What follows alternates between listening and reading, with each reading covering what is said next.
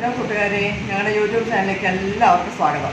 ഇന്ന് നമ്മൾ വന്നിരിക്കുന്നത് ഒരു വെറൈറ്റി ഐറ്റമായിട്ടാണ് വന്നിരിക്കുന്നത്. ഇന്ന് നമ്മൾ ഉണ്ടാക്കാൻ പോകുന്നത് മധുരക്കിഴങ്ങും 2 ടൈപ്പ് പ്രത്യേകമായിട്ടുള്ള ചട്നിയുമാണ്.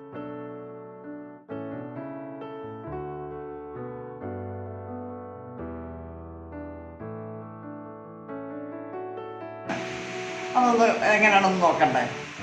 കൂട്ടുകാരെ, ഇതിൻ്റെ പേരെന്താണെന്നറിയുമോ? ഇത് ചീനി എന്ന് പറയും, മധുരക്കിഴങ്ങെന്ന് പറയും, പല പേരുകളിലാണ് ഇത് അറിയപ്പെടുന്നത്. ഭയങ്കര ഗുണമുള്ള സാധനമാണ്. ഇത് 1 കിലോ ഉണ്ട്. നമുക്കിത് ഒന്ന് പുഴുങ്ങി എടുക്കാം. അതിനുവേണ്ടി ഒരു പ്രത്യേക ചട്നി നമുക്ക് തയ്യാറാക്കാം. ഇത് നല്ല ചൂട് വെള്ളത്തിലേക്ക് ഇതിട്ടൊന്ന് പുഴുങ്ങിയെടുക്കാം.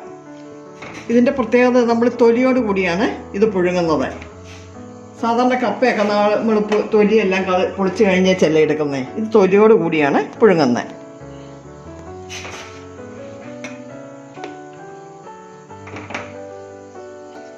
മൂടി വെച്ച് ഒന്ന് കുക്ക് ചെയ്തെടുക്കാം.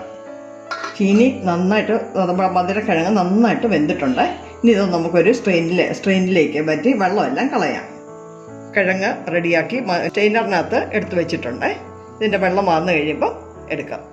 മധുരക്കിഴങ്ങിന് 2 തരം ചട്നിയാണ് തയ്യാറാക്കുന്നത്. അത് ഒന്ന് വറ്റൽ മുളകിൻ്റെയാണ്. ഇതിനൊരു 1 ടീസ്പൂൺ വെളിച്ചെണ്ണ ഒഴിക്കുക. 6 പീസ് വറ്റൽ മുളകാണ്. ഇതൊന്ന് നമുക്ക് വറുത്തെടുക്കാം.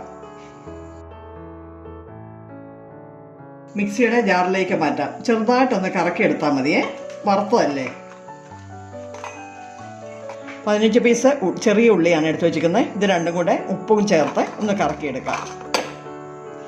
ആവശ്യമുള്ള ഉപ്പ് ചെറുതായിട്ടൊന്ന് കറക്കിയാൽ മതി.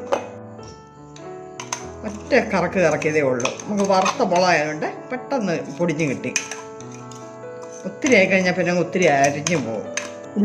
ഉള്ളി മുളകും കൂടെ അരച്ചത് എടുത്തു വെച്ചിട്ടുണ്ട്. ഇതിലേക്ക് 1 ടീസ്പൂൺ വെളിച്ചെണ്ണ ഒഴിക്കുക, പച്ച വെളിച്ചെണ്ണ.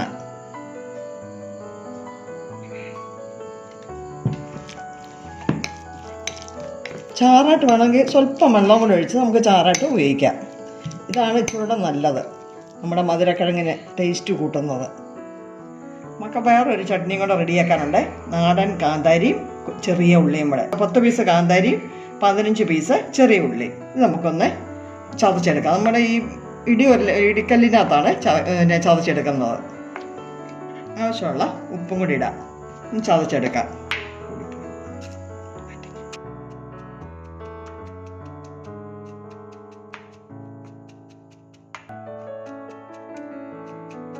കാന്താരിയും ഉള്ളിയും കൂടെ ഉള്ള ഇടിച്ചമ്മന്തി എല്ലാം പൊടിച്ചു വെച്ചിട്ടുണ്ട്. ഇതിലേക്ക് ഒരു സ്വല്പം വെള്ളം ഒഴിക്കാം. അധികം വേണ്ട. ഇനി 1 ടീസ്പൂൺ വെളിച്ചെണ്ണ.